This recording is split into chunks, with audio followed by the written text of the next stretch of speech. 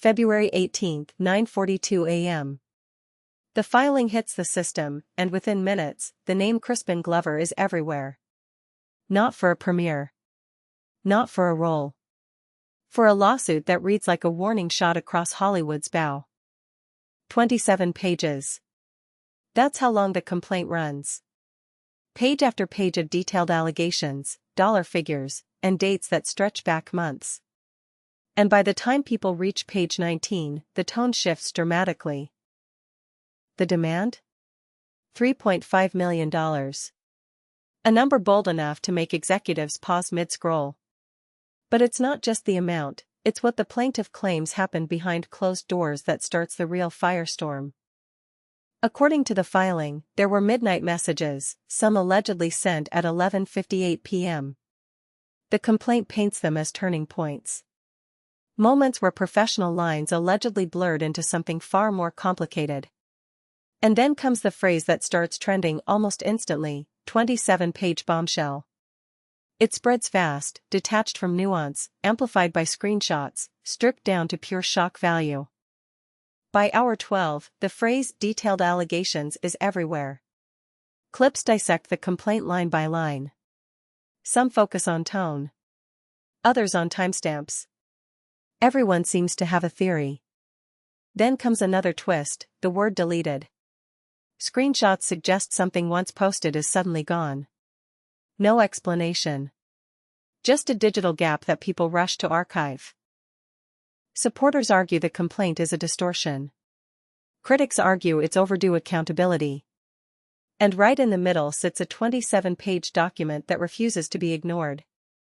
Legal analysts point to one section, page 19 again, suggesting that its wording could determine how aggressively this case moves forward in Los Angeles courts.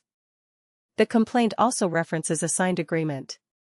The defense, however, frames that signature differently, as evidence of consent and clarity, not misconduct. Then the number $1.20 appears, not million, just 1.2. A line item tied to expenses in the filing. Small compared to millions, but symbolic in the larger financial narrative. By the end of the first 24 hours, more than 12,000 interactions stack up across platforms.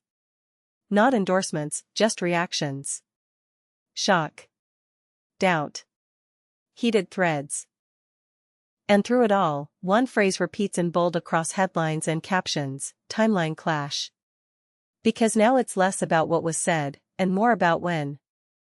Behind closed doors in Los Angeles, attorneys begin preparing motions. The public sees headlines. The legal team sees strategy, and the possibility of this stretching months, maybe longer. What's alleged? What's denied? What happens next? 3 separate tracks moving at once, and the gap between them may decide whether this becomes a brief storm or a defining chapter. It starts small, a single scheduling conflict buried in emails dated February 18. Just a meeting moved from 3 p.m. to 3:30. Harmless, until someone notices who else was added to that thread, and why. He tries to contain it with a quiet clarification posted late at night. A controlled sentence. Carefully worded. But within 24 hours, that statement is dissected line by line, and the wording sparks new doubt. The clarification was meant to cool things down. Instead, it draws attention to October 14 again, the date no one can agree on. And suddenly, producers who stayed silent begin getting calls. Someone inside the production forwards an internal memo. Not public. Not meant to be shared. And now more names appear in the narrative, names that weren't in the original 27 pages. Meanwhile, and this is where it shifts, an assistant who was never mentioned before starts trending on social media. A background figure suddenly pulled into the spotlight, and they weren't prepared. The person everyone blamed? They had nothing to do with it. And that reversal flips the narrative overnight, forcing the focus back onto documents no one had fully read, and details still hiding there. He attempts damage control again, this time through private outreach. Calls made at 9:42 a.m. the next morning. But one of those calls is recorded in notes, and now attorneys on both sides are circling. The memo leak spreads beyond Los Angeles. Industry guild representatives request copies. What was once a personal legal fight starts to look like a systemic conversation, and that changes the stakes entirely. Then a timestamp resurfaces, 11:58 p.m. The same minute referenced in the complaint. But this time, it's paired with a different narrative, one that suggests context was removed. Stop. For 36 hours straight, the story trends without slowing. Not because of new filings, but because old screenshots keep reappearing in cycles, and someone is feeding them. He shifts strategy again, leaning into the signed agreement mentioned earlier, framing it as proof. But critics point to $480,000 referenced in the same section, and argue the financial dynamic complicates everything. An associate quietly deletes older promotional posts tied to the project. Small digital cleanup. Except Internet archives never forget, and screenshots comparing before and after begin circulating. Someone finds out about the deletions, not a fan, but a journalist monitoring changes in real time. Now the story expands beyond social media threads into primetime panels, and the tone hardens. Inside legal offices in Los Angeles, motions begin forming, not filed yet, but drafted. Because if this moves to discovery, private communications could surface, and neither side seems ready for that. Meanwhile, behind the scenes, a quiet settlement feeler is floated. Just exploratory. No numbers attached publicly. But insiders whisper that the initial demand wasn't the final figure, and it could climb. Remember that 58-minute silence on day one? It now looks less like hesitation and more like coordination. Because emails later referenced suggest statements were being rewritten 3 times before release. An overlooked footnote in the complaint references an additional meeting on February 18 at 3 a.m. Not widely discussed. Not trending. But if verified, it reframes the entire timeline, and that's dangerous. He denies that meeting ever happened. Firmly. Publicly. Yet internal calendars appear to show something blocked at that exact hour, labeled only as private.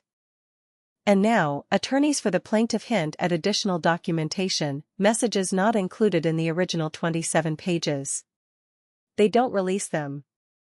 They just say they exist, and that changes leverage overnight.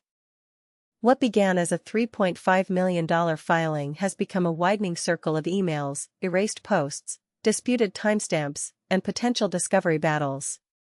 And if those unseen messages surface next week, everything could collapse. February 27, 10:17 a.m. A new filing hits the docket. He sees the notification flash across his screen. His thumb hovers. The room goes quiet. He opens it. Just 2 pages at first glance. His eyes scan the header. Then they stop on a single paragraph referencing the 3 a.m. meeting again, and this time, it includes attachments. He scrolls. Slowly.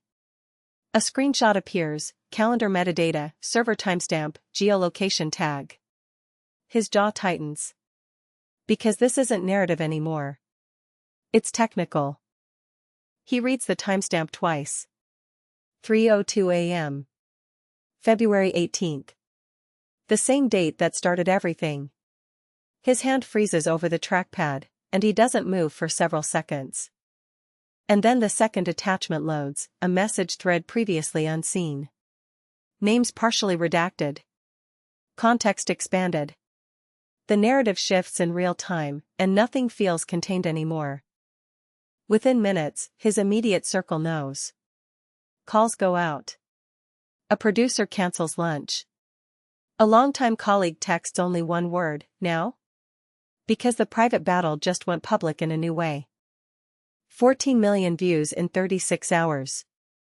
Social media locks onto the metadata screenshot first. Not the allegations, the timestamp. 3:02 a.m. trends globally. Screenshots flood timelines. Edits, zoom-ins, side-by-sides, the internet becomes investigator. By evening, panel shows open with bold graphics, timeline collapse. Headlines reference the attachments, the server logs, the geotag. The story is no longer about claims, it's about proof, or the illusion of it. And then, silence again. No new post. No live appearance. Just attorneys confirming receipt of the filing. The 3 a.m. meeting. The redacted names. The possible settlement. All still unresolved, and escalating.